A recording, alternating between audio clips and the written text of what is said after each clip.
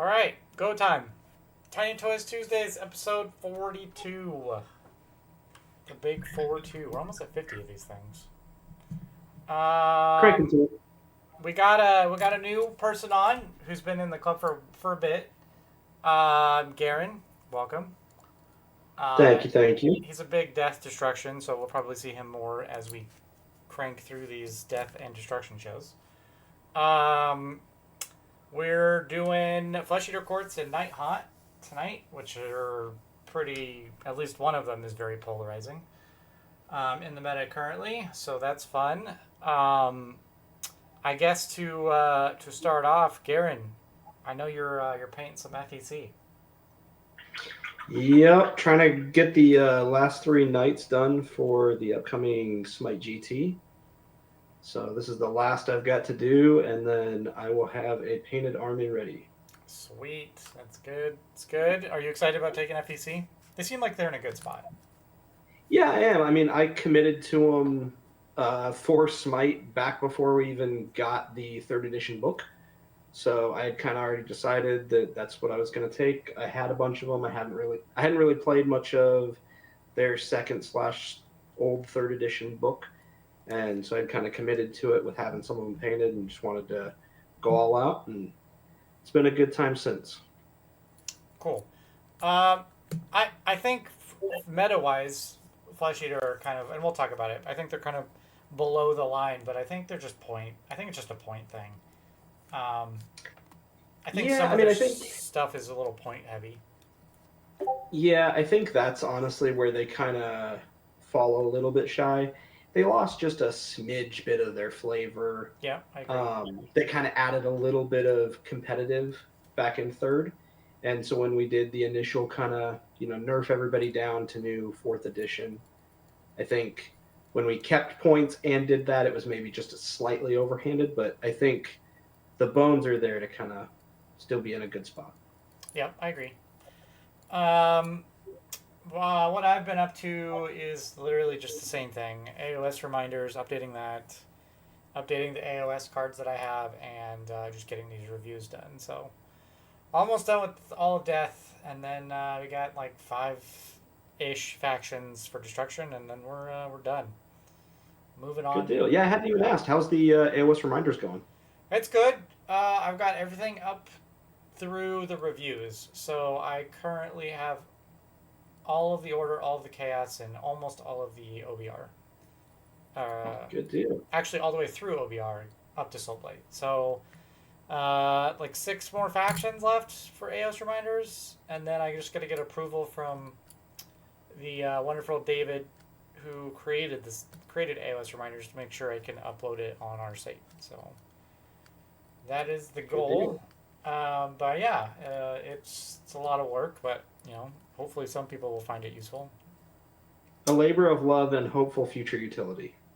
Yeah, it's a lot of work, man. I will say, when the factions start rolling out like 2 at a time, it's going to be so much easier than trying to do all 25 factions. Yeah, the full index set. Yeah, which sucks. Sure. And it's one of the reasons why. New edition. Yeah, I think it's one of the reasons why David didn't want to take it on anymore. I mean, this is a lot of work.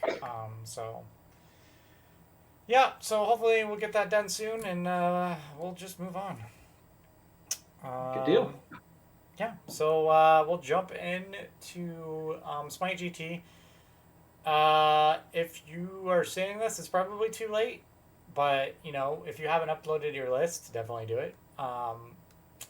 We've got 42 people already, so it's going to be a pretty big, definitely the biggest one we've hosted. I think the biggest Smite GT from AOS, at least, that we've ever hosted, so that's good. Smite GT. It's going to be a fun time. Alright, and then the tier list explanation. Again, this isn't like an in-depth review. I always recommend like Warhammer Weekly and those guys. They do a more in-depth review of this. We're just doing what we like, what we don't like, and kind of how we tier them. So I always put the tier list on here to kind of show, what we like, what we don't like. So We just tell Vince where he's right and where he's wrong. I mean, yeah, I'm probably gonna get this one's gonna be very interesting. Hopefully, Cameron can join us. I know he's running a little late, but I know he's the he's the big death guy. So Yep. it'll be interesting to see to get his thoughts. All right, let's go over the Flesh Eater index overview. So I'll just go over it, and then Garren, I'll get your takes on it. See what I missed, see what I didn't get, or what is wrong potentially. Noble Deeds are back and are mostly the same as far as what they do. This is a very Hero Hammer. I think it's still a very Hero Hammer army. It's hard to get low drops effectively. And then there's tons of recursion in this army. There's a lot of recursion in this army. So if you're looking for recursion, they do it very well. Again, I think everyone would agree some of the best lore in AOS. I think the Flesh Eater Court lore is extremely interesting. And some battle tactics might be hard unless you take some key units, like the Gore Warden and stuff like that. But they do have some units that can just like sit on points, and take them. I think battle tactics could be interesting unless again you take some key units. Some of the Regiments of Renown are also pretty interesting as well. We'll take a look at that. But Garren, what else did I miss? What else do you think on Flesh Eater?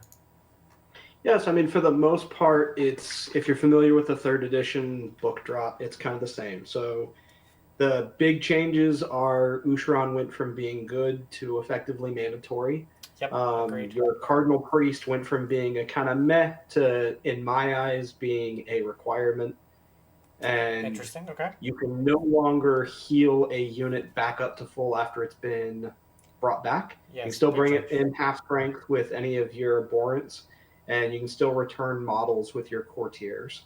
Yep. And then, yeah, Noble Deeds are basically the exact same. You still get them up the same way. You still use them the same way. So 6 Noble Deeds for an abhorrent. 6 Noble Deeds gives you Feeding Frenzy, and 1 model for a Surf model, or 1 point for a Surf model, and then 2 points for a Knight. Yep. Yeah, so agreed. All that remains. Yep.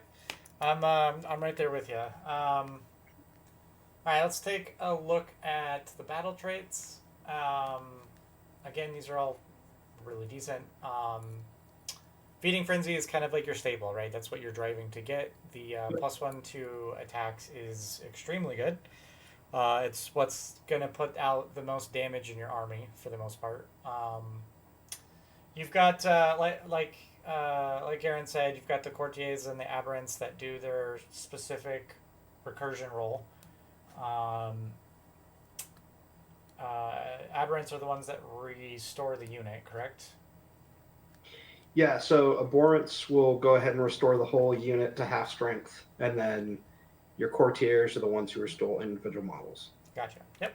So that's still the same. And then you've got a holistic heal D3 on your aberrants in your turn, not every turn.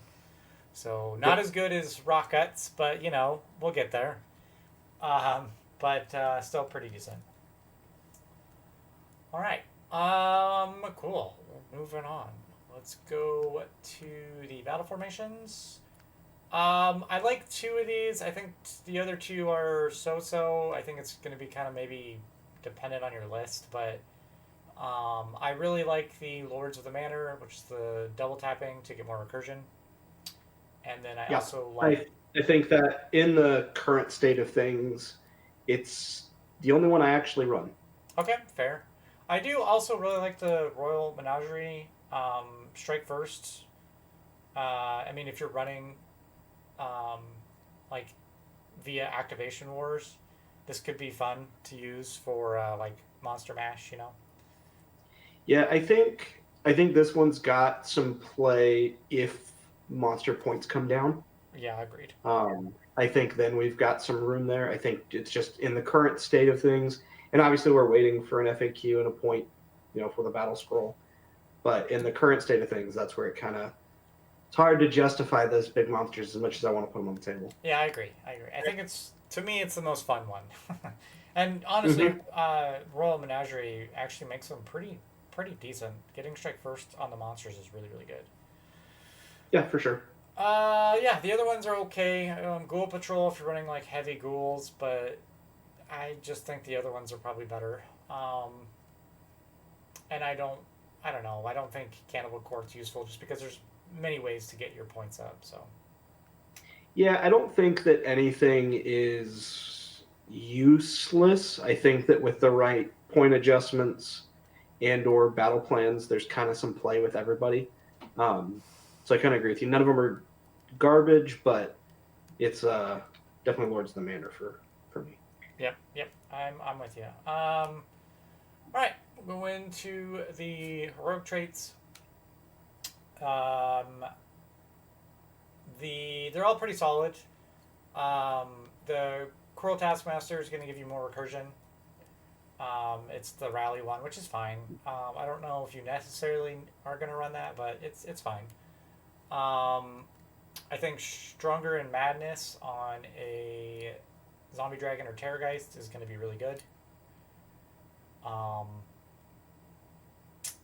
Just because you get the plus to the health and the 5 aboard. And then Savage Beyond Reason is interesting, right? It seems like it would be really good. My issue with it is who are you putting this on? So this is actually what I've been running here recently. I've been putting this on the Vargolf Courtier in my list. Yeah. The biggest reason being, I mean, at least it might fall off. But as far as foot heroes that can actually get the traits, he makes the most sense because he's got the highest damage output anyway. And then when you're going into a unit like the Trogs or Nighthaunt, having the ability to potentially do those mortal wounds when you've got 6 deeds is impactful when you're looking at their saves. So I found that one to be somewhat useful, and of the group, I think it's the one I'm going to keep running for now. I like Cruel Taskmaster especially in Lords of the Manor when you're trying to look at that recursion. The only problem is same rules with Rally. You got to be outside of combat, so you still got to kind of factor that in. And I'm just getting a little bit less consistent utility of that than I am with the Vargolf. And then if he's able to kind of do a good amount of wounds and potentially heal, get out of combat, and reposition himself for a strike later, it's provided a little bit more utility in the current meta than the other two. Yeah, I think I agree with you. I think after looking at it, you're not right now. The points on the Zombie Dragon and the Terrorgeist are too high.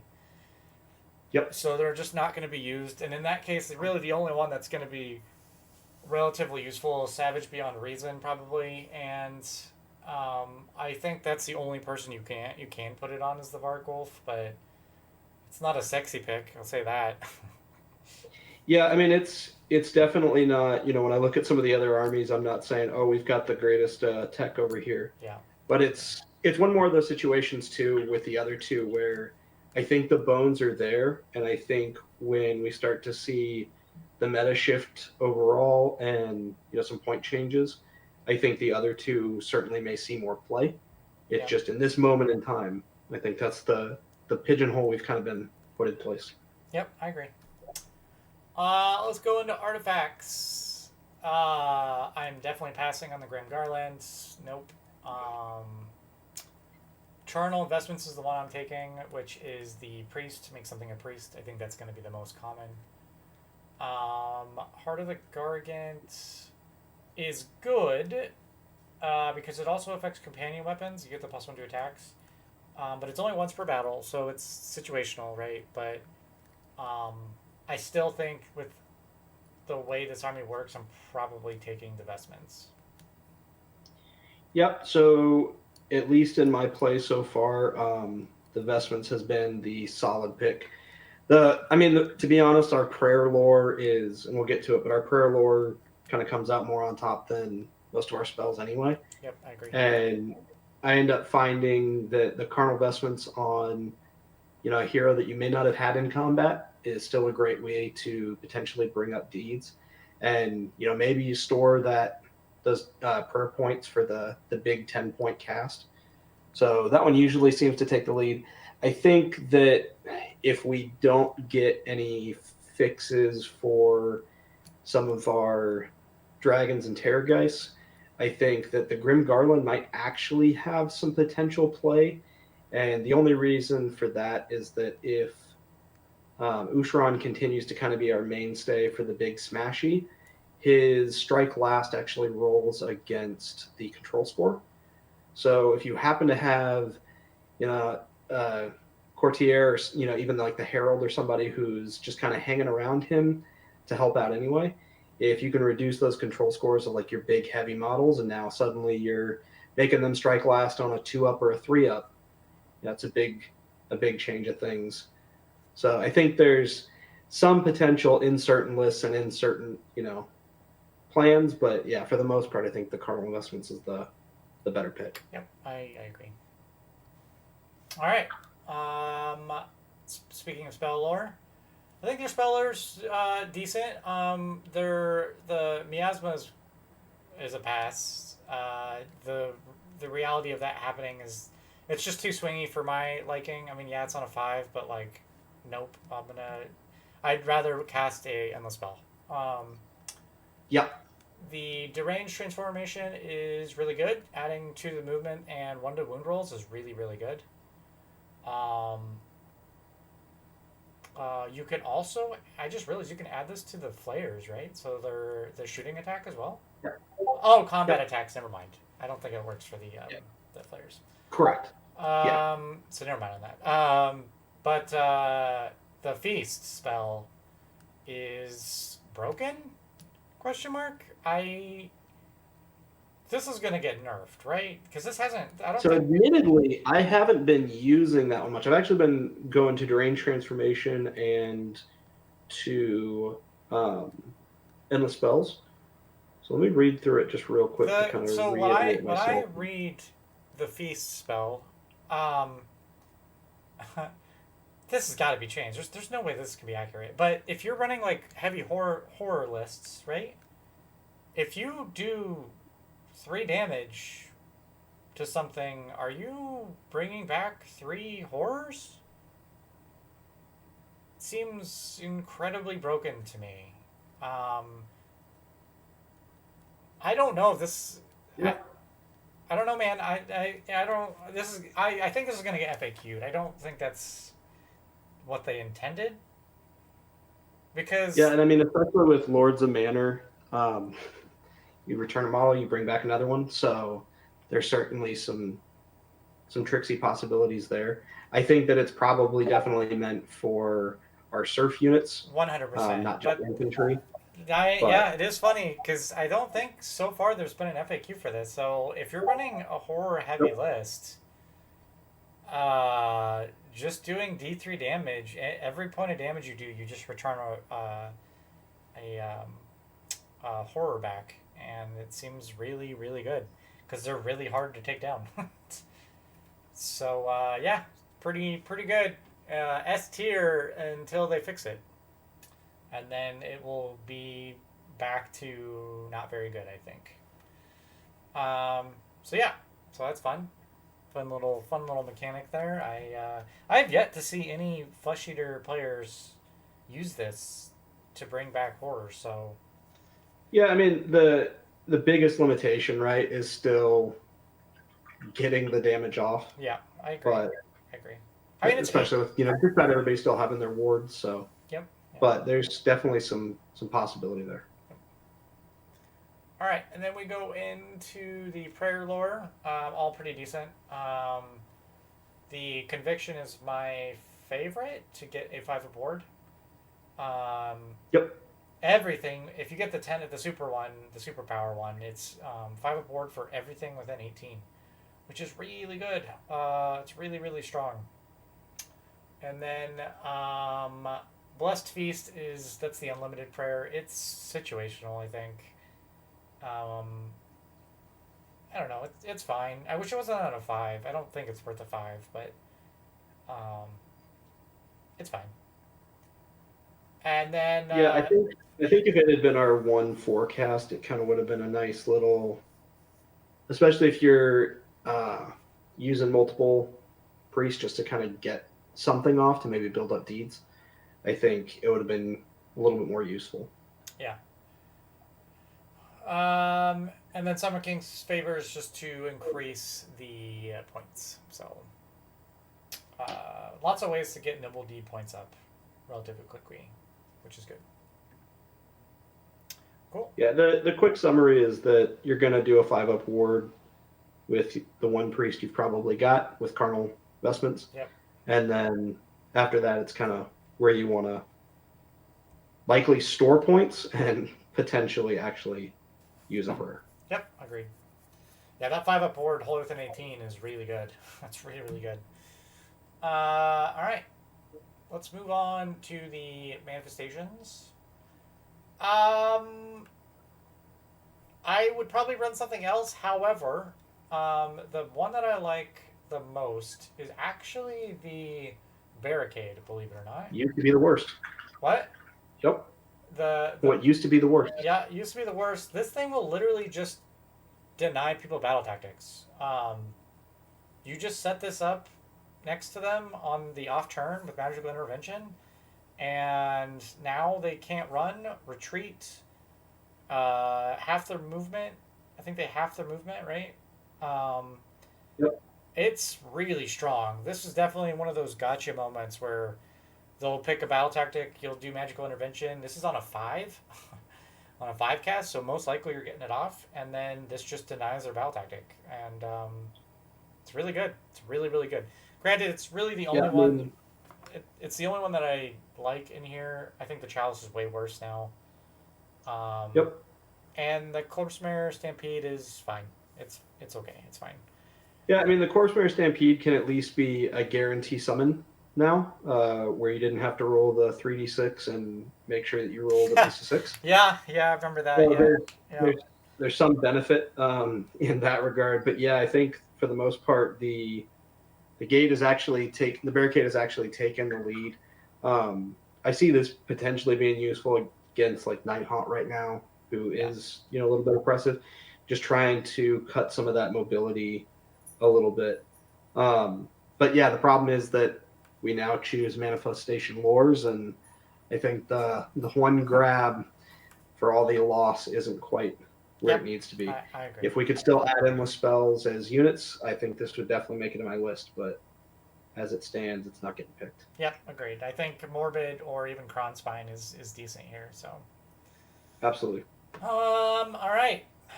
Let us get into some scrolls. Obviously, the notable one on the scroll here on the first table is Ushran. He went from being a little too expensive in 3rd edition, you might see him, to almost an auto-include. His utility in this army is just too good. The delusion effect that he just gives board-wide is extremely good. So yeah, I think Ushran's just pretty. You're gonna see him in 95% of FEC lists, I think. Yeah, I mean, that was one of the things I forgot to kind of call out on the battle traits that we did lose is we used to have the board-wide delusion, and so we got rid of that, and now it is Ushran who picks it in your hero phase. He picks from 1 of 4.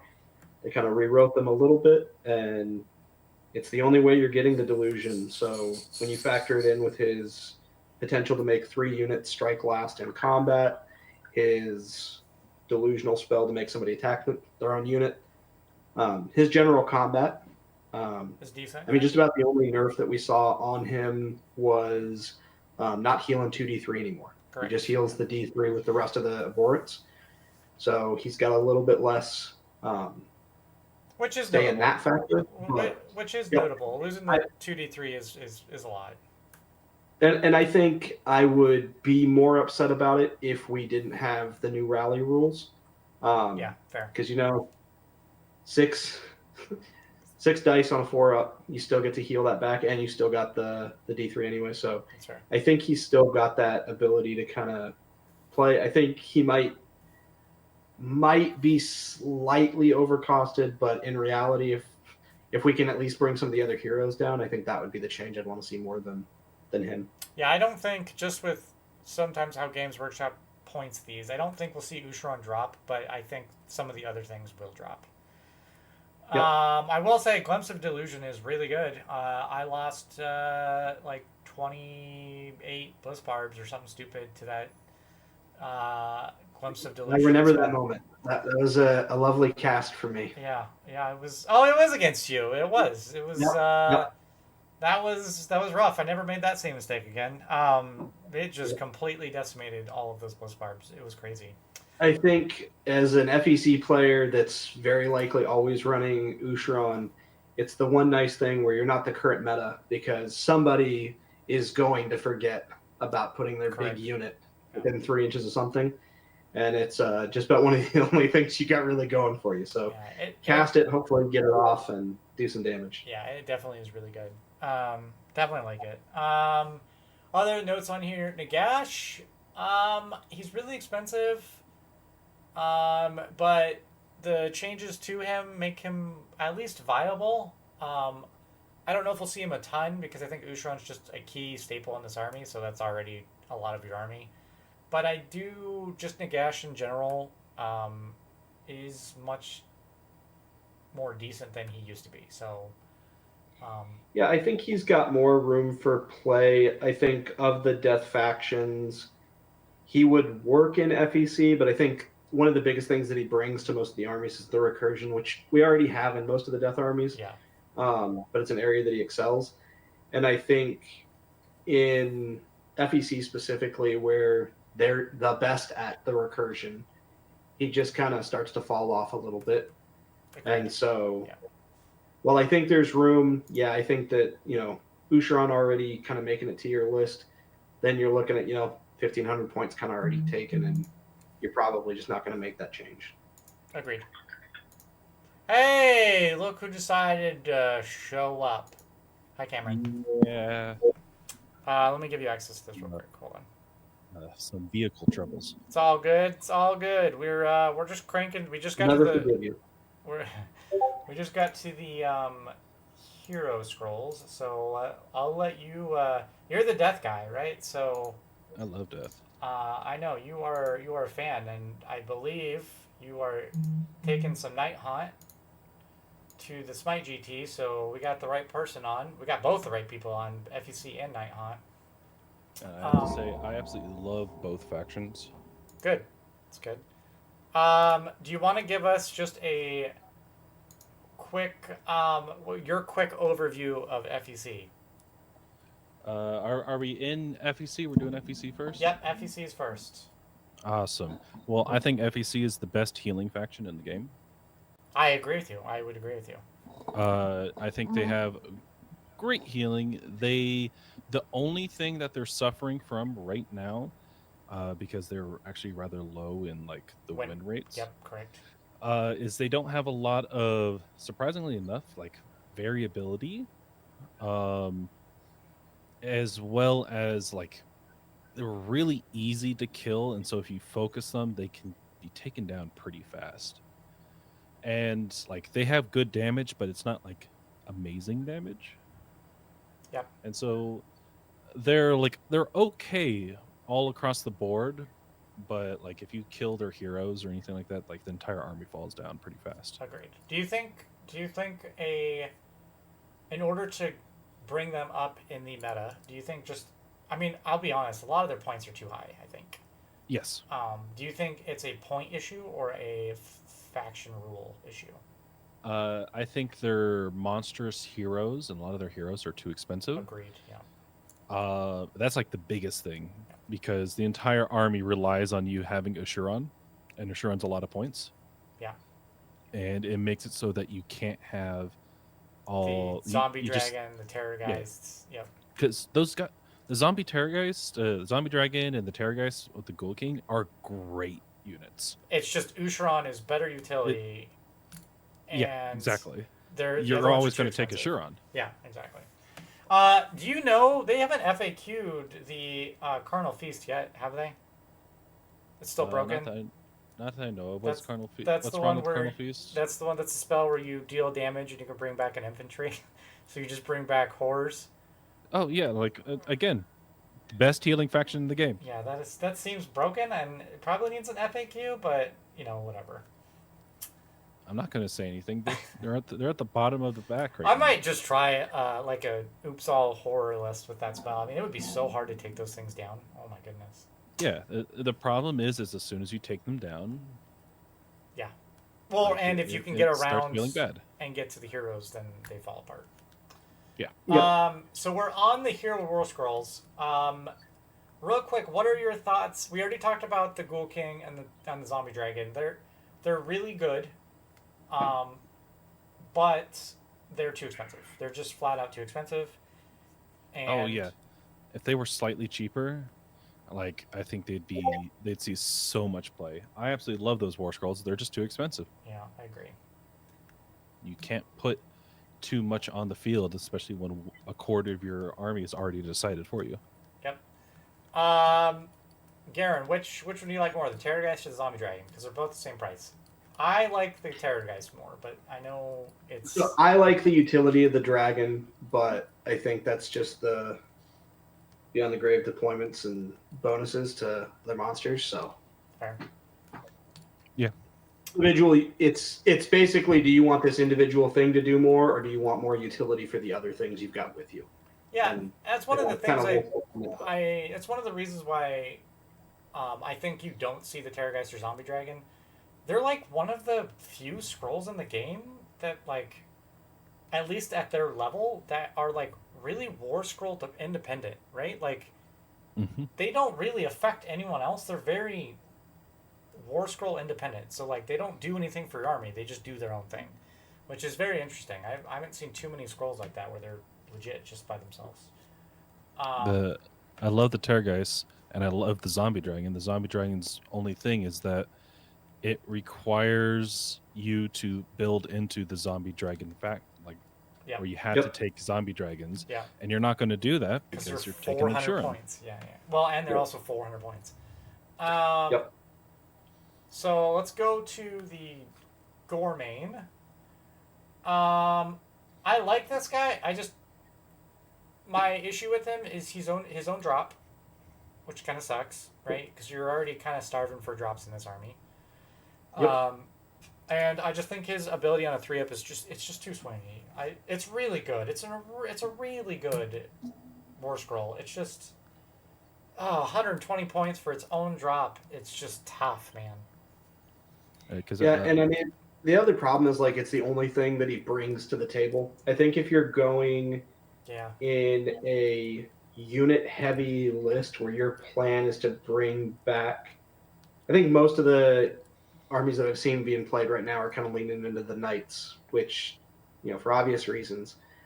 But I think if you're going into, a more ghoul and heavy drop list, him with like a Cardinal to kind of bring his own deeds up makes a little bit of sense. But yeah, I think for the points and the hero slot, you have more utility elsewhere in that foot hero space. Yeah, because the way I see it, you're always going to have two things automatically in this. You're going to have a Shuren, and then you're going to have a Cardinal, and then you build around that. Yeah, and like Gormand, because he's a named character, he can't gain any of the benefits of the artifacts or anything like that. And so his entire thing is he's going to sit on the chair and look pretty in the back. Well, and honestly, if he was like a priest or a spellcaster, 100% different game. It's way different, right? But again, to Garren's point, he doesn't bring anything else other than that ability, which is really good. But that's it. You get a good ability on a 3-up once per round. Yes, correct. Yep. And that's it. Because you're never putting him into combat. Nope. And like I said, unless you're feeding him deeds from a priest, he's not getting anything. Yep. Agreed. All right. So we go into doggos. Yep. Sounds like my doggos. All right. So we go into this table. You guys are all on the Cardinal, so maybe I'm way off here. I ranked him good. I think the Cardinal's good at 110 points. But You don't like the Cardinal? The Cardinal's like the I know. linchpiece of this entire I army. know. It goes Assuron and then Cardinal. Yeah. I'll put it this way for you. I could lose the ability to cast a prayer, and you could put him in the Gourmet space where his ability goes up against Gourmet, and I'm still picking him over Okay, I Gourmet. mean, fair. Maybe The ability to give D3 noble deeds to himself or another hero every single hero phase is All right. top notch. I'm putting him as an A+. Then you guys sold me. I like to think of it like this. I get a free knight model every single round. Yeah. Fair. Okay, that's a good way of looking at it. Okay, yeah. Yeah, and I mean, the biggest thing is, too, is like I said, I mean, being able to put it on him or somebody else. So even if, I mean, a lot of my games, I kind of leave him back in the throne just so he's got the extra deeds and he's got the extra health now that they've changed the way the throne works. And so being able to hand off that, 2 to 3 noble deeds to your foot hero that is kind of vying to get up to 6 for Feeding Frenzy anyway, it's a huge bonus, and especially being able to do it in every hero phase. Yeah, okay, all right. I mean, you guys sold me on him. I also really like the Gore Warden. I think this book has a little bit of a speed problem, so having the Gore Warden and like a Morbeg Knight or something is really, really good, and it helps you complete those battle tactics. I think the Gore Warden in my list he's definitely going in there. He's also a wizard, which is also really good, right? Yep. We saw a little bit of a change. Back in 3rd edition, it was take the Gore Warden and your reinforced knights, so that you've got the ability to deep strike and get bonuses to charge from Old Knight Warscroll and from your Delusion, and so you're making that 7 natural charge and doing a lot of mortal wounds on the impact. To now, I think, especially, I like the fact that his deep strike has been moved to a movement-based ability rather than a spell. I think when it was the spell before, it was a little bit harder to get off, and so it is more reliable. You just have to understand that it's not the deep strike alpha that it used to be. It's the let me go grab an objective or reposition myself. That's fair. So that's the only kind of change, and I think for anybody kind of coming from 3rd to 4th, that's the thing to keep in mind. Out of everybody on this list, I like every single one of these. They are all absolutely great. And sadly enough, I think actually the Gore Warden is my least favorite out of all of this list. Really? Oh, yep. Man. All right. I'll tell you why. Okay. So we have the Cardinal. You're going to be taking him. Yep. That's it. The Vargolf. In my opinion, that's an S right there. Okay. All right. The Vargolf Courtier. He is a courtier that does the most damage and the most survivable out of all the courtiers. And he's probably the only one that's taking your artifact or your heroic trait. Yep. He's the only viable one out of all the courtiers. The biggest reason I hate the Vargolf is he's 180 points. That is absolutely crazy. I do not think. You know what? That's fair. But he can. I mean, into an infantry unit where he's got the extra rend and he's just got a lot of attacks, though. I think he can come down 10, 20 points. I do. I really do. I think he's 8 wounds. I agree, but still, out of everybody in that list, I still think he's one of the best. And the way I factor him in my brain too is it's not so much what he is actually doing in combat. He's also got the retreat heal at the end of the turn. Yeah, that's really good. And then he's your most viable foot. I mean, he's your only viable courtier, in honesty. And so he's building up those points to recur the rest of your stuff. Yep. So he's kind of the only one you've really got in that slot anyway, and he does decent at it. So that's fair. He is the battle medic. All right, I want you guys to sell me on the Marrow Scroll Herald. I think this guy's not very good. All right, so I mean, so Cameron and I played a game. I mean, I got completely stomped, but Cameron and I played a game with his Nighthaunt, and when you've got a single unit of 20 Dreadblade Harrows that are into everybody, or not Dreadblade Harrows, Dreadsights. Hex Rates is what it was like. Yep. and you pick that one unit, but I've now got 6 of mine that happen to be in strike first range. It's pretty beneficial when you're going up against an army that's got a big mob unit that you can pick. Yeah. So I think that factored in with, again, if you've got the priests and you pass a couple deeds planning for him to restore models later, he's got enough utility alone in that to kind of get placed. Yeah, the biggest thing is he is a threat at all times. If you ever go into combat with him, he will have strike first. It's still on a 3-up though. Like, oh man, that's still a threat. That means your opponent has to think about that. The other thing too is, while the strike first is the one you're always going to use, you're never going to use the infected one. It's really bad. Correct. It is a one-trick pony ability. You know exactly what you're gonna use. Which is kind of lame, right? And honestly, again, bump him 20 points and make him a priest or a wizard, and I'm including him, right? It's just again.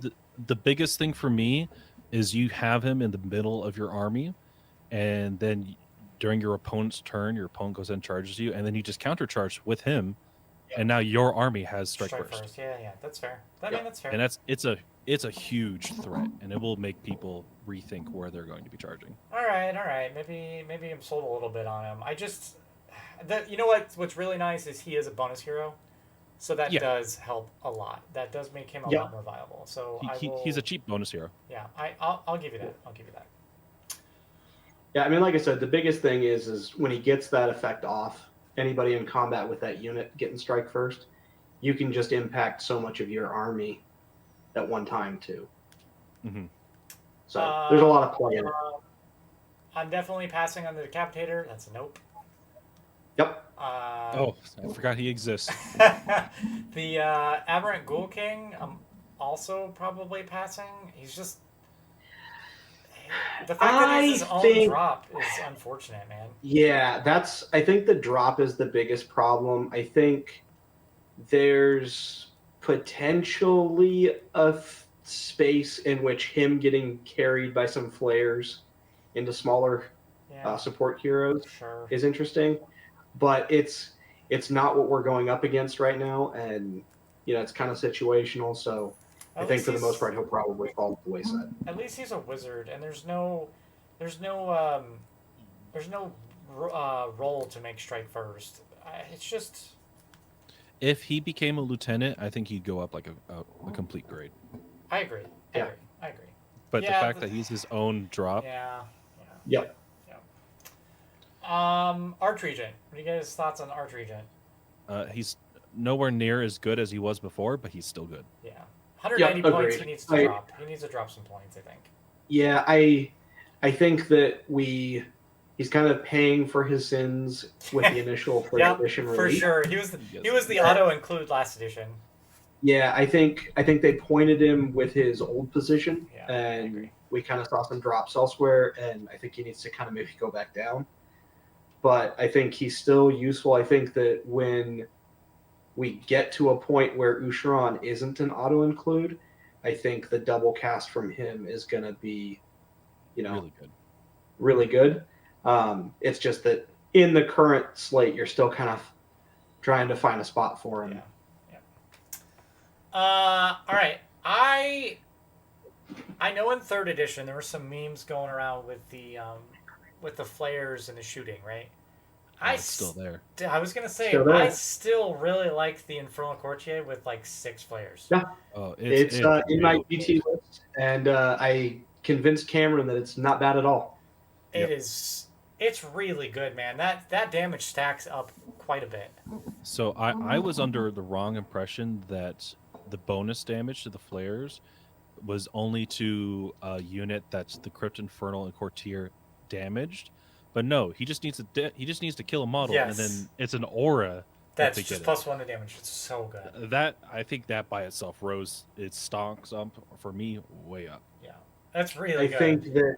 I think that when you happen to place your flares into your general's regimen and potentially get that +1/+1, it can become even more threatening. So I think there's a lot of play with it.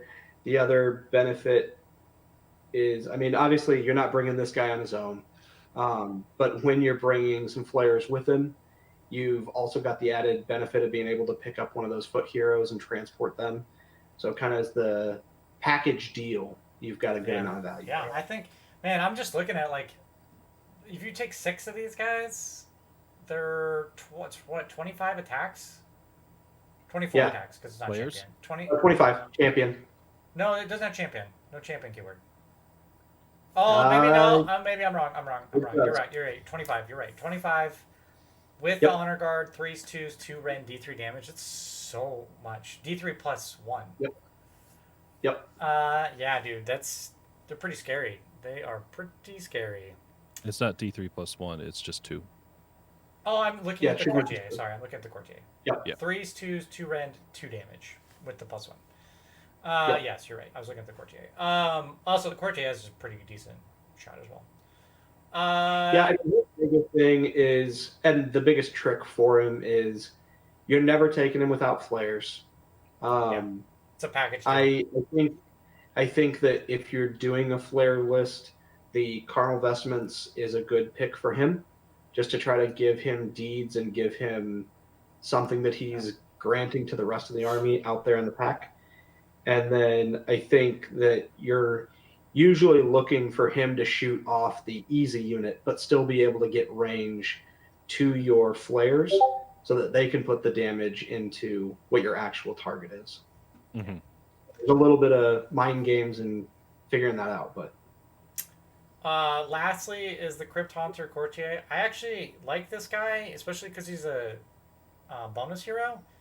You put the Crypt Mortal on this guy. This dude can do some damage. Like it's not terrible, but there's better uses in your army. Exactly. Yep. It's just there's the Vargal. Why would I take him when I can pay 40 more points for a Vargal? Yeah, I know.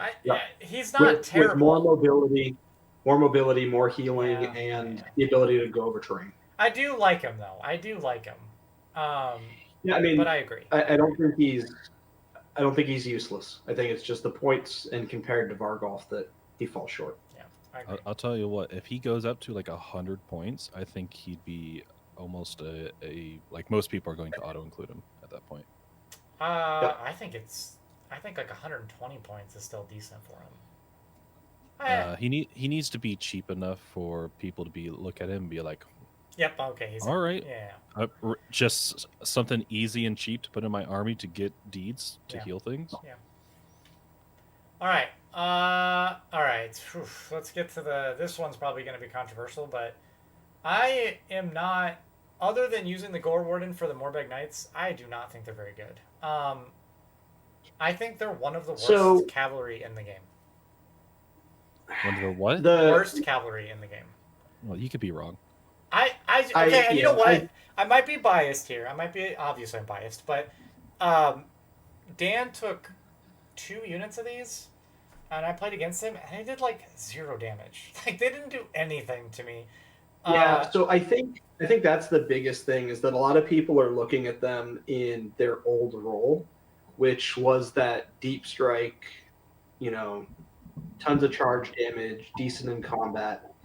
And while their actual war scroll hasn't changed too much, it's now the D3 per unit, not per model. Mm-hmm. And so the actual mortal wound output has gone down. There's no benefit to reinforce the unit. But in this army, they're still one of our best saves, and they are still a multi-wound model. Their hit points went up. So I think they are, while a lot of people might still be looking at these guys as the attack unit, I think this is now the unit that you're looking at of just let me go grab an objective and play objective control, not combat. Oh, and they're great at that. Yeah. And that's the area that they excel in now. I think they'll still kill like little heroes and stuff, but like you're not gonna push these guys in like Dawn Riders, right? Yep. I think they're decent when you get up to 6 noble deeds. Like they got that extra attack. Like, oh yeah, like you get that feeding frenzy off of them. Like they get a lot better. Yeah, I agree. Yep. But I just think as they are, especially with feeding frenzy affecting your companions. I think with all the cav spam that we're in right now, You just can't use them the same way that you can use like Death Riders or Dawn Riders or anything like that. If like you take them in MSU units, I think they're pretty Yep. good at MSU units, like really good at MSU. Yeah, that's fair. Or you take one unit of 6 and you use them as like a screen almost, and do that with Assurance plus to defense and your capability of just resurrecting I them. mean, they're like, tough to kill. Yeah. They're going to be tough to kill. Yeah. Everything else on this list is really good. It just kind of depends on what you want to use, right? I don't like crit guard. Yeah. They're cheap. They're cheap. Yeah, I think, and I'm starting to think more and more on it. It was in my original list, and I don't know, part of me starts to regret it, but then I would have had to paint 40 of the little guys. And I think that the volume of attacks is good for a unit like Nighthaunt, but I think just about everywhere else, they kind of, unless you happen to be going against that other chaff unit where the one rend is going to be super impactful, I think they fall short in comparison to all the other units. I think they're too expensive for 2 little models. Here's my problem with it, right? This is the reason probably why I'm not taking them, and that is Usharan has a 5 board, right? Mm-hmm. If these guys went back to +1 to board, Yeah, I'm throwing these guys in because then I'm just package deal with Usharan. He's going to give them strike last. Then they're not going to get any commands. I mean, they just multiplically are better. But since Usharan has a 5-up board, who am I putting these guys with? Who am I protecting? yeah, it's Go ahead. good. I was just going to say, in the couple games that I played with them, they were their own unit just for bodies. We don't have a lot of high control score units in this army, and so they were just my replacement for ghouls that had a decent volume of attacks and a slightly better save. So, like I said, I think they still kind of play that role and fulfill that role. It's just we're not playing as good as we used to, so it's better to just lean into the knights. I'd rather take ghouls than crit guard. I would too. And I was doing the math on this. Crypt ghouls are probably the most efficient unit in FEC. Crit guard have the same attack characteristic, the same exact one except one more attack, but we have twice as many models. And you can get noble deeds up, and then they're the same essentially.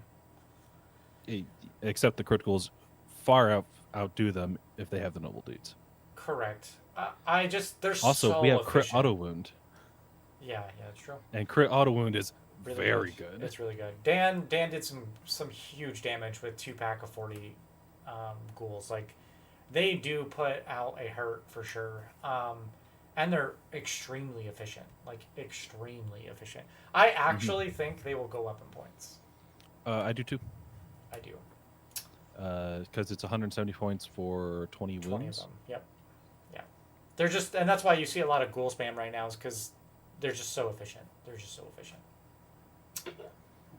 That's another reason why I'm probably running ghouls over horse, to be honest with you. Yeah, because it's 12 wounds compared to 20 wounds. Yep. The crit horrors will probably do more damage, but they'll die a lot faster. Yeah. They're still good. Again, it kind of just depends on what you want to bring. Flayers are obviously, we already talked about them as far as their shooting profile. All this stuff is decent. I do agree. I think Crypt Guard need to go down in the bracket. Just because I don't think they don't have a primary purpose like the other ones do. So I still like them. But I still like them too. All right. And then we go to the Zombie Dragon and the Terrorgeist, which are great, but still too expensive. Yep. You're they're great. You're just not going to play them because you're already spending 500 points on a Sharon. Correct. Beast Flayers, they definitely got hit down a peg. They used to be really good. They are just not anymore. Okay. All right, just think of it this way. What are you going to do if your opponent just sits down with like 15 units of Beast Flayers? Laugh? I don't know. Well, what's going to happen is you're going to charge them, and then before combat begins, they're going to mortal wound you off the field. Sure. It's just one of those things. I was like, wow, I have one gimmick, and like a gimmick in mass is really good. It's just not in mass. Yeah, meh. I'm passing.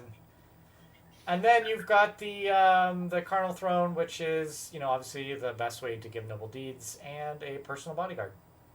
That's basically what it does. Yeah, I mean, it's one of the units that actually got a buff along with the priest. I think that being able to just add extra wounds to any of your heroes that you're gonna stick back at your base is a fantastic tool. And the other benefit too is just being able to, in the hero phase, suck up a hero, and in the movement phase, push them right back out. Yeah. Yep. So you can kind of get that first turn redeploy slightly further than you were before if you want to kind of slingshot one of your heroes through the throne. Yeah. Good. Yeah. All right. Regiments of Renown. There's actually some decent ones here, and I might be controversial on this. Lich's Hand is good. It adds some more damage, which this army does not have a whole lot of. Again, it's 830 points, though. I mean, that's the problem, right? The one that I like the most, though, is the Sternized Garrison with the bats. I think that's pretty decent. Helps you with battle tactics and gives you a bit more damage as well.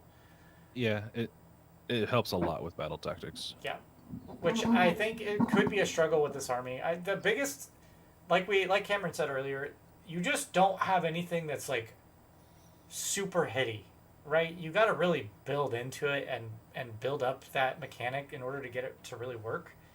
So if you can get something early on that does damage that the opponent has to worry about, it helps you in other areas of this army. I just think this army takes a little while to get going, and once it does, hopefully you're not dead by then. Right? That sounds about right. Everything else is meh. So,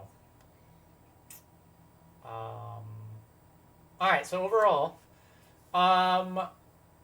this is an obvious comment, but picking fights with your hero is key here. Like we were talking about, the Vargolf is only 8 wounds, right? So you got to pick and choose your hero fights carefully. Same thing with Usharan. While he's a big boy, he is relatively easy to take down still. I was able to do it in one turn in one activation.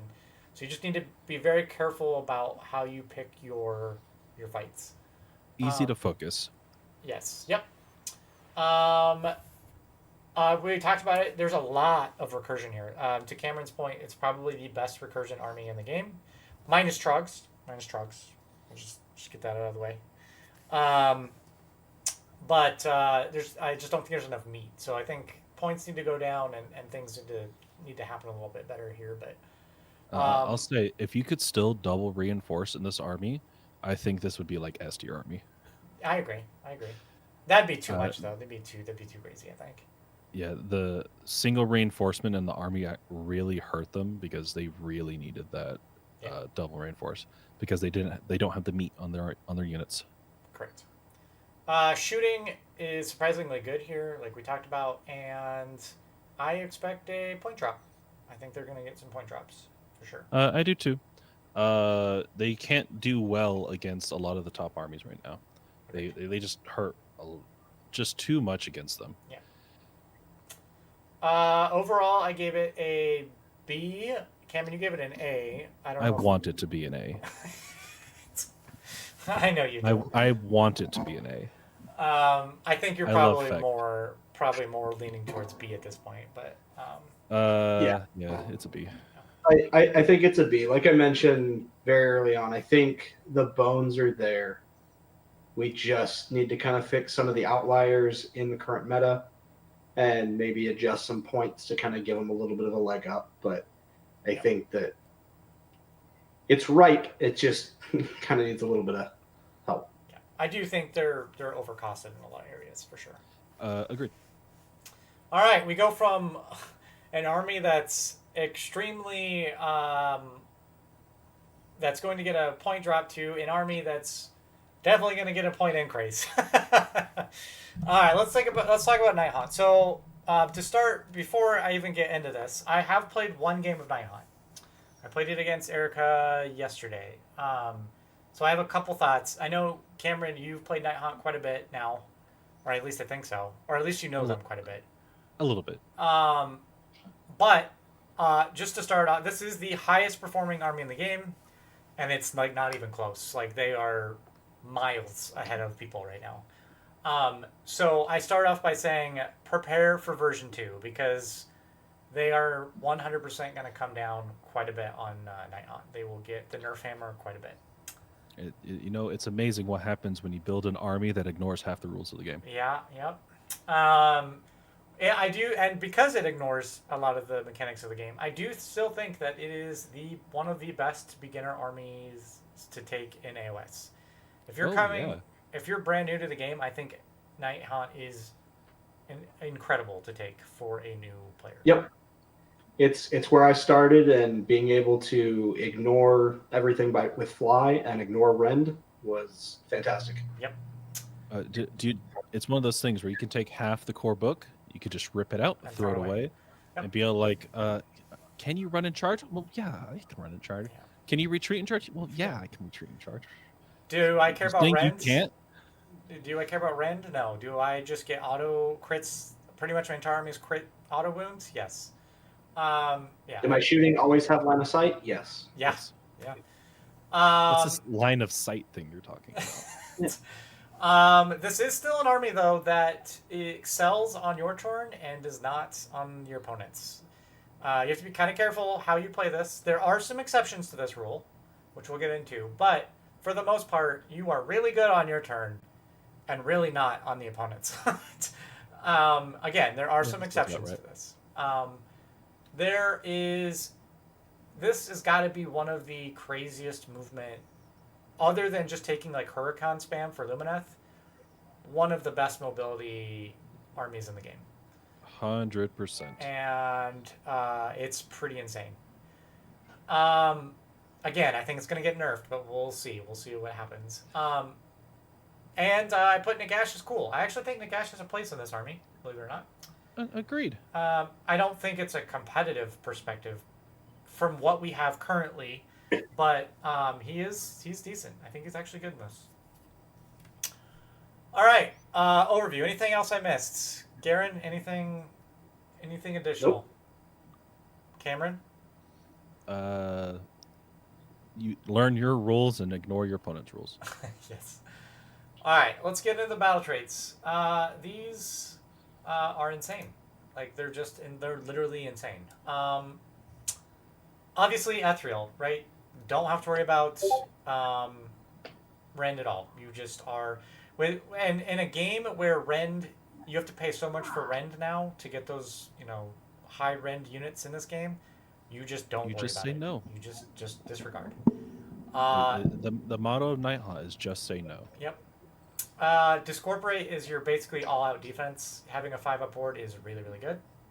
That 5-up board that all those supermodels have that love, like Shuron and Celtic Prime and all that. Guess what? All of your guys have your 15 wound hex rays now have a 5-up board.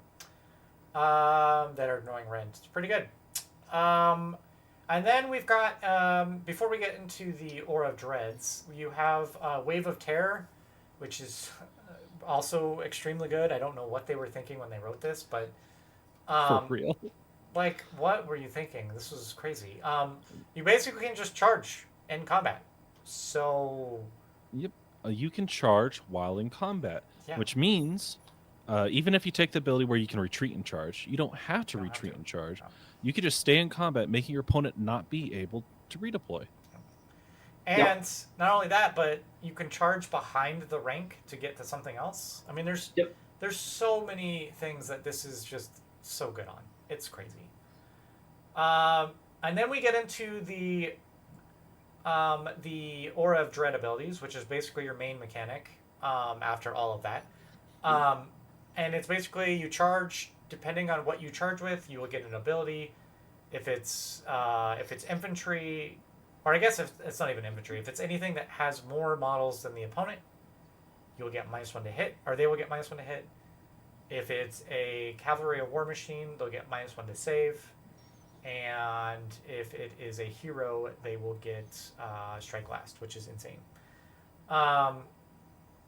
And you essentially just, I mean, the best way to do this is you pick a target, you run into them, they die because they can't do anything about it, and you move on to the next one. It's great because the way that these work, especially with the strike last, you can effectively choose 2 different units you want to kill from your opponent, and then you just make it so that those 2 units won't exist by the end of the turn. Yeah, yeah, it's really good. Now there are, like, you do have to be careful with this because you don't get to pick anymore. Like, you have to do it with a specific unit, so you do have to be kind of careful how you do this. But they're very good. They're very, very good. So, I would say that it's more reliable because based on the units you select, you know what your game plan Correct. going in is. Yeah. Where you used to rely on the charge roll. Correct. I agree. I agree with you on that. Yeah, it's now no longer an if or maybe. It's no, you know what you're doing. doing. Yeah. So these are really good. I don't know until they get a book change. Like, I don't know how they're gonna change these. Maybe they just do. I don't know, man. I don't know. I mean, another thing to note too is all the charge abilities, even the charge in combat, you can only do once per turn. So you can't do it. Oh no, you can't. Never mind. The friendly Nighthaunt units that are in combat, you can do. Right? Because it's just. You shouldn't be able to do it multiple times. Oh no, you're right. It's still once per turn. It's just saying that friendly Nighthaunt units can do that. Got it. But yeah, it's still all once per turn. So that is a limiter on that. I don't know how else they nerf the battle traits. I don't know. They seem really good to me. Yeah, it's because they are, and they're all very good. Yeah, the wave of terror is crazy. Your entire army can benefit from these. Yeah. And they will benefit from them. Yeah. All right, let's get into the single biggest reason why this army is broken. The number 1 reason this army is broken, and they're Vanishing Phantasms. It is definitely Deathstalkers by miles. Oh yeah. The fact that this is even a thing in this army is crazy. This will absolutely get nerfed hard. And for those who don't know, what this is that your entire army can now run in charge and retreat in charge and not take any damage from it. Yes. And it is, I mean, all of your units are fast for the most part, so you're getting to wherever you need to. I mean, I can auto run every single unit and have a 14-inch movement and still charge. Yeah.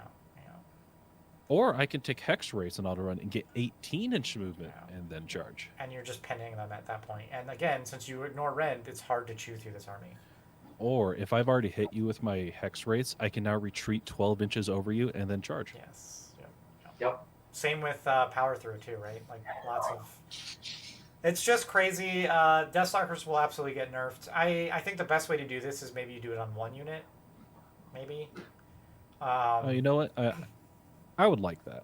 I think that's a good way Just 1 unit gets it. Yeah, I think that'd be fine. The fact that the entire army gets this is crazy. I don't know what they were thinking. Your opponent just can't plan for it. How are you going to plan for every single unit in their army to have a 14-inch move? Yeah. Minimum. Yeah, it's pretty nuts, man.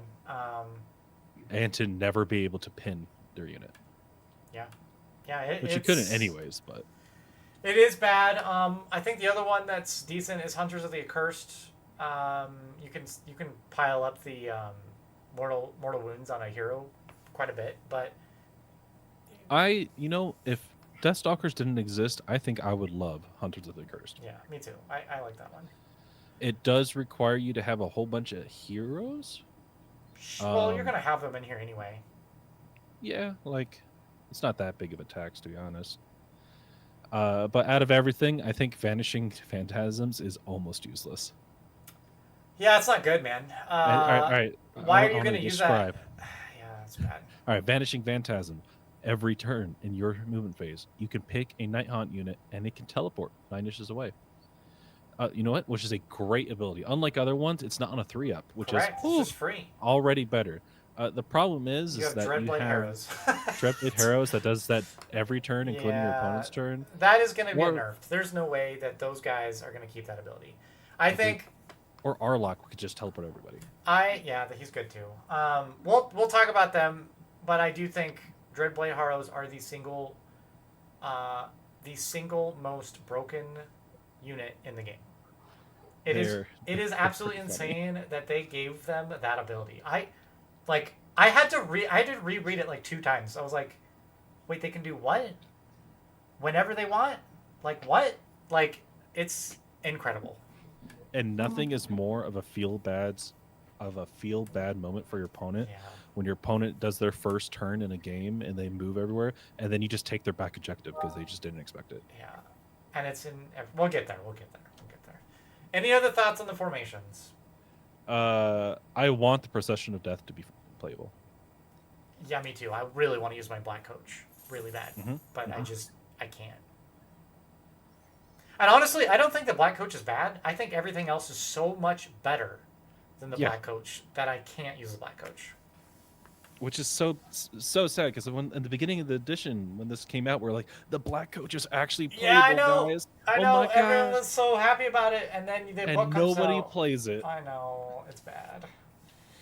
Except for our buddy Brennan. I know he plays it quite a bit, but other than that, that's it. Well, he spent too much time painting his, so... I will say it is beautiful, though. His army is beautiful. Yeah. Yeah, alright, cool. Moving on. Heroic Traits. These are... Okay, so my issue with the Heroic Traits and Artifacts... I mean, they're fine. They're fine. So I think Ruler of the Spectral Host is the one you're going to use for command point to set something back up. You're going to do that every single time. Yeah, Terrifying Entity. There's only one combo. I talked to Cameron about this, or I asked someone about this. I don't know if it was you, Cameron. Was it you? Yeah, I talked to you about this. There's only one combo here, right? And it's just a cavalry hero being able to do two different Strike last and -1 to save. But you're gonna do that anyway with a hero and a cav anyway, so there's really no reason to take this. It's pretty useless. Agreed. And then Cloaked in Shadow, most things are hitting on 4s anyway, so yeah, I'm gonna take the recursion because I need it. This army is not great on recursion unless you get specific things. So It's not great in recursion unless you use Ruler of the Spectral Host, and then you get one thing. That and Olander. Olander's also really good. Okay, yeah, fair. And you have a spell. You do have a spell. Yeah. Anything else on these? Garren, you got anything? Nope. Okay. Artifacts. It's most likely going to be the Light Shard. Oh, yeah, you're going to choose the Light Shard. The Covetous Familiar It's does okay. have play, Yeah. because it's very funny that you could just punish your opponent for the hubris of deciding to attack me. Yeah. It's not as good as the Light Shard, though. I think that's just the one. Agreed. That Light Shard is one of those things where you put it out there and you're like, all right, I have one turn. I'm going to kill everything I possibly can. Yeah. Yep. And the Soulfire Ring is useless. It's too swingy for me. I just don't want it. So. Yeah. Cool.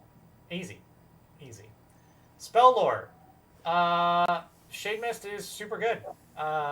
Just -1 to wound. I cast like on all my casters. This is like what I'm casting because -1 to wound is really good, especially in this edition, and it's unlimited. Yeah, sure. A penalty for your opponent for having the hubris of attacking you. That works during your opponent's turn. Great. Yeah. Spectral Lore. Hey, look, I can bring back the guys that are dead. And you can do this in combat, which is pretty good. And Spirit Drain, just because we have to have an attack spell somewhere. Yeah. Horde spell, your typical horde spell, but. We had to have something just in case we're fighting 40 ghouls. Yep. Anything else on these? These are all. Yeah, like they have a very good and concise spell lore. Nothing broken, but very good. Yeah. Not that it needs to be broken in this army right now, but. They don't. The only thing is they don't have like a choose something and it takes D3 damage. It relies on your opponent having models. True. But that's like the only gripe I have. Other than that, everything's good. Yeah. Cool. Garren, anything? We're good? Nope. All right. Manifestation lore. I'm probably taking something else, but honestly, with how I play this army, with the list that I wrote, I only had Olander and Reikenor, and I think an Executioner. I think I had an Executioner too. So I'm only max forecast, right? I really like the -1 to wound spell. I also like Grief Stricken and the War Scroll spells. So I'm taking the Kronspine most likely in this. That's what I did. So the Manifestation lore that they have is fine. Shyish Reaper might do 4 damage. Might. The Terminexus is decent, but you have to roll 2 up. See, I like this lore quite a lot. I think this is a great lore. It's just outshined by, all the other stuff. Yeah, Vault of Souls is... It can actually pop off. Vault of Souls is actually okay. I like that one. Like, I like the Vault of Souls. Like, I think that's actually it is a very tricky unit, a very tricky manifestation that you can use, and when you do it, it can pop off very well because it has a huge aura. And it's well, it's 6 inches? It's not huge. I wouldn't say huge, but 6 inches. And Well, you take damage. Yeah, 6. From 12 inches away. And you roll a d6 and it's that much damage. Or no, it's not. It's equal to the how many souls it has, right? Mm-hmm. Yeah. On a 3-up. Yeah. So you get it to 6, and then you roll a 3-up, and it inflicts that much mortal wounds. But it's not on a d3. It's on a d6. So. Yeah. So. Did you go ahead and place this down in the middle of a combat zone? You kill one unit, which will put it up to 6, and then at the end of the turn, possible you just 6. Yeah. You do 6 damage for any unit within 6 Yeah, within it's 6 really inches. Good. It's really good. Like, it can pop off very well. That's an instant hero killer. Yeah. Garren, what are you using in your manifestation lore for this army? Morbid. Morbid? Okay. Yeah. I mean, that's typical. I mean, The utility. The utility and, like, Purple Sun in this army is really good. You don't have a whole lot of rend, so having that just helps. So. Yep. If Morbid didn't exist, I might take this. Fair. Man, no one's on the Kronspine train, huh? I thought the Kronspine was pretty good.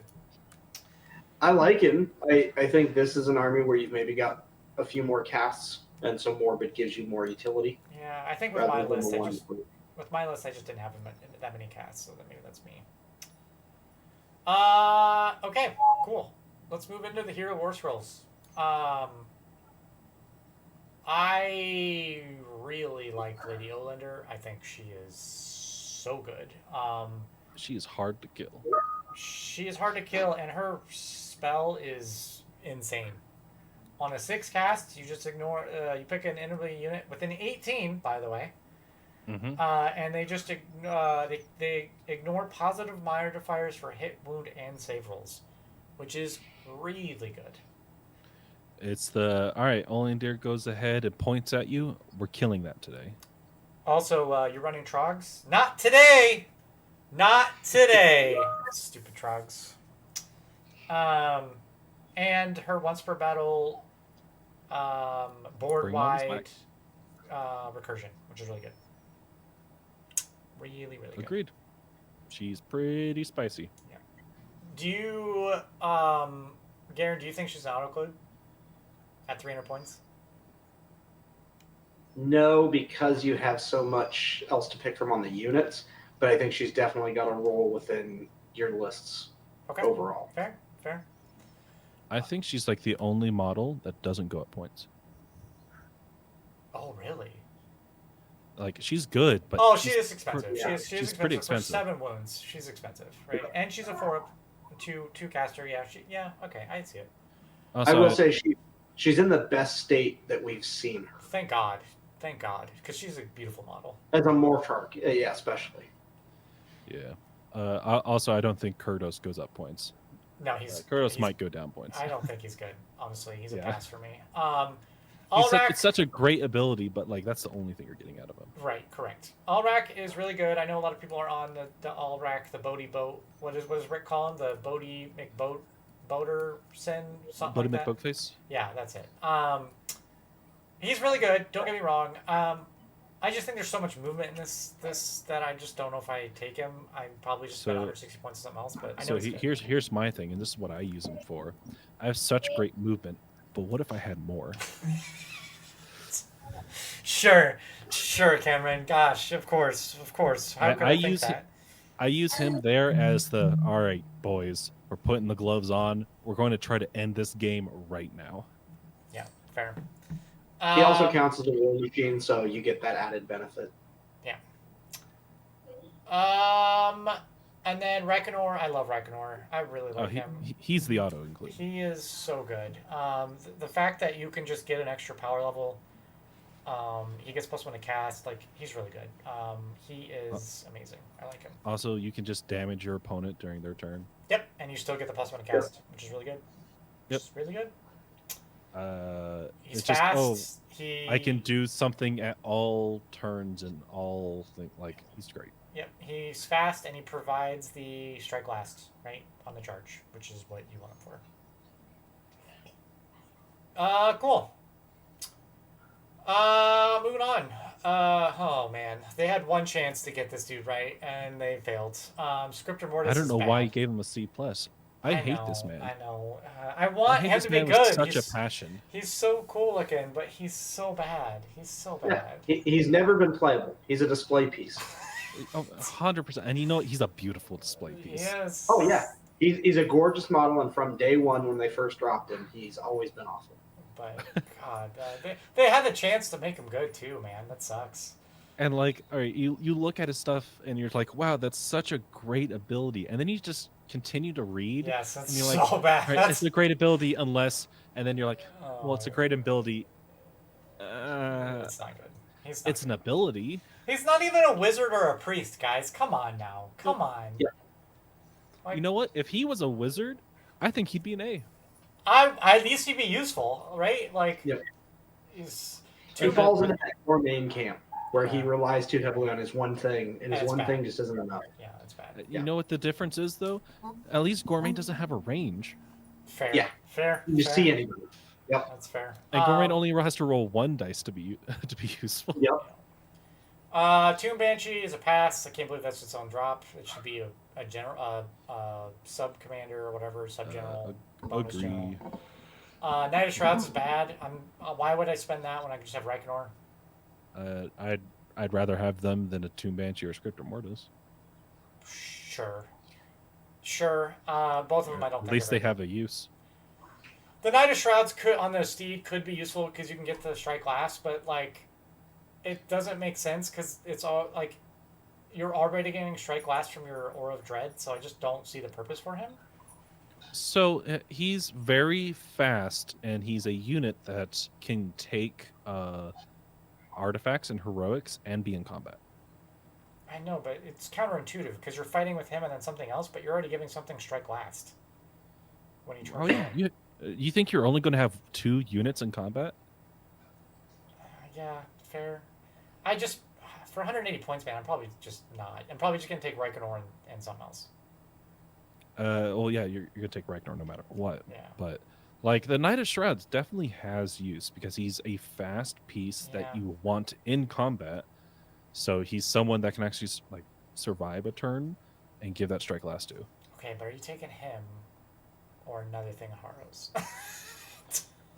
If I don't have a hero that's going to be going into combat, I'm taking him. Okay, sure. I don't know, man. I just don't see the purpose of him all that much. I get that there's going to be more units, potentially more units in combat, so I guess it helps, but meh. The Karn Wraith I do like. I just don't have one, which makes me sad inside. You know, I like him too. I see a lot of people giving him crap. Dude. Mostly because he's only good if you take his support unit with him. Grimghast, dude. But if you take the Grimghast with you, they can be pretty scary. 3 attacks on a 5-up crit auto wounds. Pretty good, man. Pretty good. I like him. I like the Karn Wraith. I just wish I had one. If you need some, let me know. I've got like 4 of these dudes. Great. Okay. All right. But my one problem with him is that would you take him or will you be taking the Lord Executioner? It's probably the Lord Executioner. There you go. It really depends on the list. I'm taking heavy Grimghast Reapers because it's the only thing I have. Then probably him. But Lord Executioner, as we get here, is really good. He's really, really good. -1 to attacks makes him really good. Being able to charge, also getting Strike Last is also really good. He has a natural 5-up ward. He has a natural, which is weird. Like, Yep. why does he have it? Because in 3rd edition he had a 5-up ward. Great. Good job, Games Workshop. Good job. He Yeah, also 'cause can slap. he has a little bonus skull, if I remember correctly. That's what it got from. Because he's the combat one. Sure. Yeah. That's fine. He can also slap in combat. He's actually pretty good. So, And 3 so out red, of your 2 damage? Come on now. Like, that's crazy. out of your three lieutenants that you can choose from, it's the Karn Wraith, the Lord Executioner, and the Scriptor Mortis. Well, we already know we're not taking the Scriptor Mortis. Yeah, so it's going to be the Executioner. He's going to be Executioner. Yeah. -1 to And attacks also- is really good. It's a great model. It is. Yep. I've got 2 of them. Believe it or not. There's 2 different ones. Cruciator's a no. It's good if it wasn't its own drop. Yeah, I guess. If he was a lieutenant, I don't I'd know, probably man. take Ignore the him first over the point. Executioner. I don't know. What? Hey, I my would guys take- are already hard to kill. Yeah. I'm just going to make it even harder. I'm just taking another Lord Executioner. Guardian of Souls is fine. He's your decent one caster that has an upside in combat. The only problem with the Guardian of Souls is, are you going to take them or Oleander or Reikenor? I mean, obviously, I take Olander and Reikenor. There you go. So you're not taking the Guardian of Souls. Yeah, that's fair. I mean, if you're going like super wizard heavy, maybe. I don't know. I don't know. He's fine. He's fine. He's fine by himself. He's fine.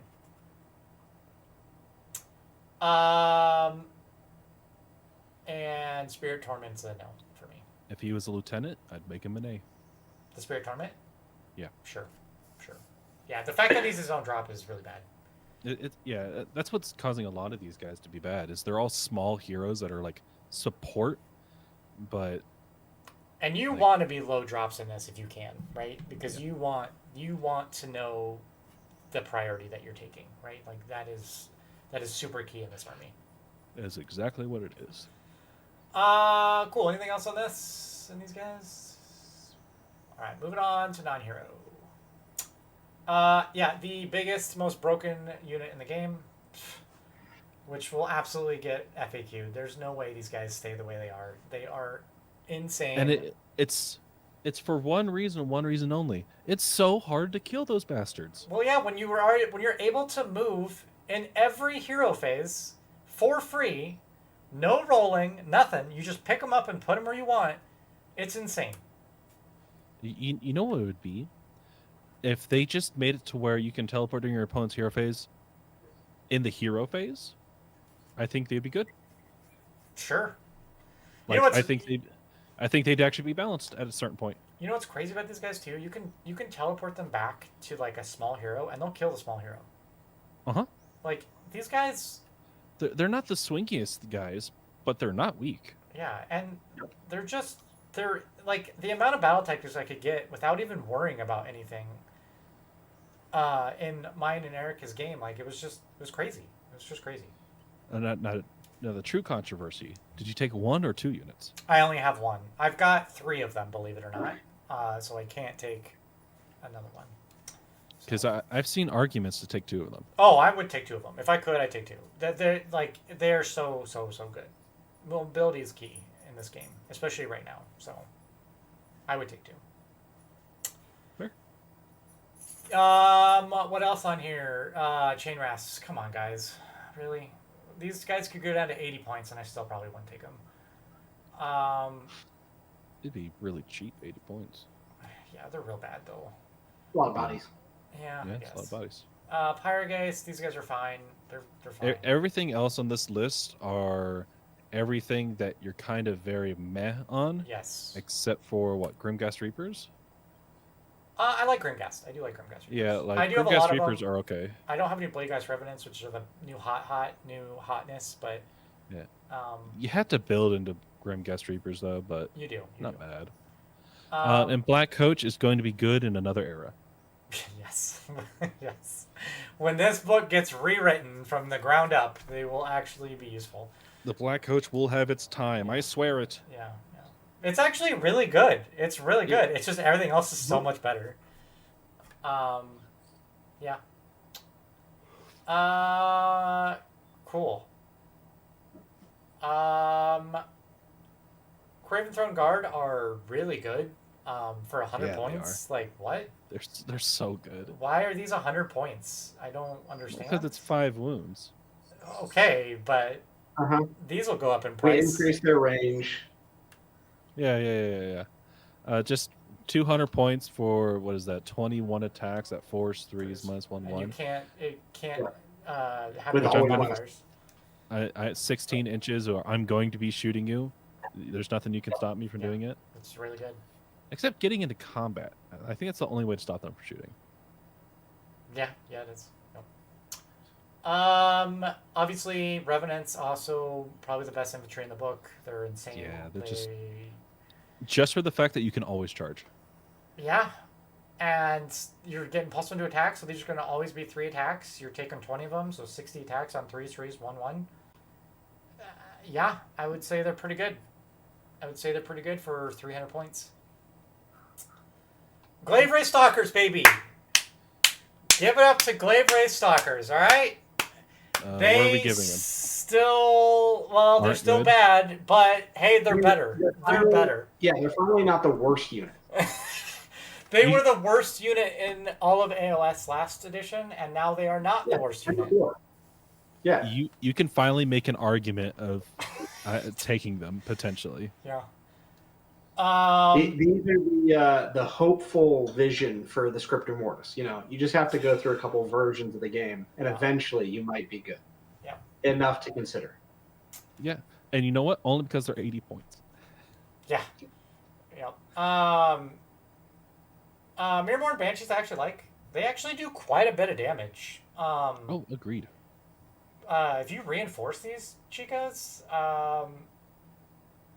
was it? Because they're 4 each, right? So you're going to get 8 of them. So 16 attacks on 4s, 3s, 2 red, D3 damage. Pretty good. And they went up a wound from last time, so it's great. I don't think they're necessarily an auto-include, but, like, they're not bad. They're not bad. Agreed. Dread Scythe Harridans, really good. They are like the backup of the Revenants. I think they are really, really good. They can definitely put the hurt on. They're just, oh no, I give you a debuff, which it's very consistent that I'm going to give you this debuff. Yep. I mean, they're in the same camp as the Blade guys, though. You know, GW didn't want to earn the scorn of everybody that bought 60 of these things after the last round. So for rare, so like these units have to be at least decent in the newest version. So the flip was bringing in the Hex Wraiths. Oh yeah. All right, so I got my own spiel on the Hex Wraiths. Are Hex Wraiths good? They are absolutely fantastic, right? They are very good. They're probably the best run in charge unit in the book. Well, obviously they are. And if you reinforce them, they're extremely hard to shift. My issue with Hex Wraiths, they don't. I compared to other cavalry, because I've played a lot of cavalry in this 4th edition now. They don't do. They are super swingy on damage. They don't. You don't take them for damage. They're there more. They're there more for a tar pit than anything else. You reinforce them to 10, and then you throw them at a Shuron, and then you cry as your Shuron sits there doing nothing for the entire game. Yeah, you're not wrong. And Shuron 0 models. Yep. Yeah. No, and what, you're right. 4 turns, something like that? Oh, I'm taking it. You guys, I'm taking it. This happened in your game. Got it. Check. Oh yeah. Yep. So Usharon just sat there. It turns out that a 4-up save with decent dice is a pain in the ass. Yeah. A 4-up save with a 5-up ward. Oh, I'm charging you every turn, so let's do -1 to hit you, -1 to wound because Harridan's there. Man, your unit's now kind of useless. Yeah, and you just sit there, and while your Dreadblade heroes just gain everything. They just take everything. Yep. Hex Wraiths need to go up in price. I honestly don't think Hex Wraiths, yes, they need to go up in price, but they aren't the primary reason this army is good, I think. The run-in It's charge the run-in definitely charge. contributes to them, Yes, I agree. but their hit point pool and just tar pit kind of exacerbates that issue. I agree. Especially in a version of the game where retreating is now typically wounding Correct. a unit. I think they will get a point increase, but I honestly don't think they are the primary reason this army is good. That's my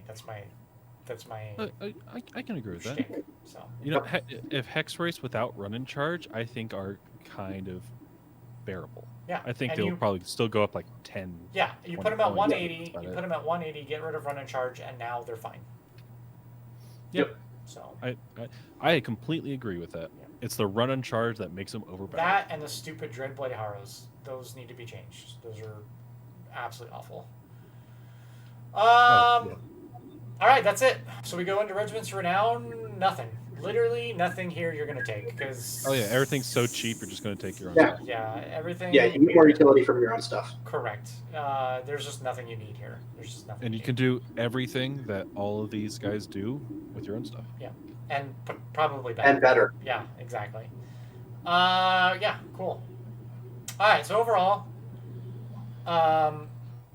again, wait for version 2, because these will not be the same after the Battle Scroll comes out. I guarantee you. Their win percent right now is like a 66 or 68 or something. It is outrageous. It's atrocious. Yeah, do not have a high. The biggest thing with this too is it's not so much the win rate that's the problem. It's the people that are this is like the third most used army right now. Mm-hmm. And when you have the third most used army also at 68%, which means you are having quote unquote not necessarily bad players, but let's say more inexperienced players that are winning a lot, you know there's a problem with the army. So it's not as we discussed, it's kind of always been an on-ramp for Correct. new players. I mean, they're one of the coolest aesthetics. You get to ignore half of the rules in the game. So they've always been that easy on-ramp. And, yeah, just about everybody has got Nighthaunt, even if they don't play them. So the fact that they're just out there in abundance and, yeah, still doing that well is kind of the real run to it. They're easy to play, they ignore half the rules, and they're decent. So my biggest question on this slide is, when they get the nerf, will they still be competitive? Yes. Is that I think so. I think they're so good, there's going to take multiple nerfs.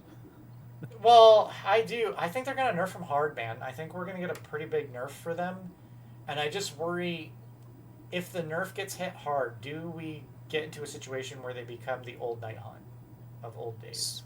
So this is what I see happening. I think they're going to go ahead and do a points nerf on them. For like the first round? Yeah, for the first round. And what it's going to be is they're going to take like everything and like plus 20 to 30 points. Maybe more of it for some of the things. And that will hurt a lot of things.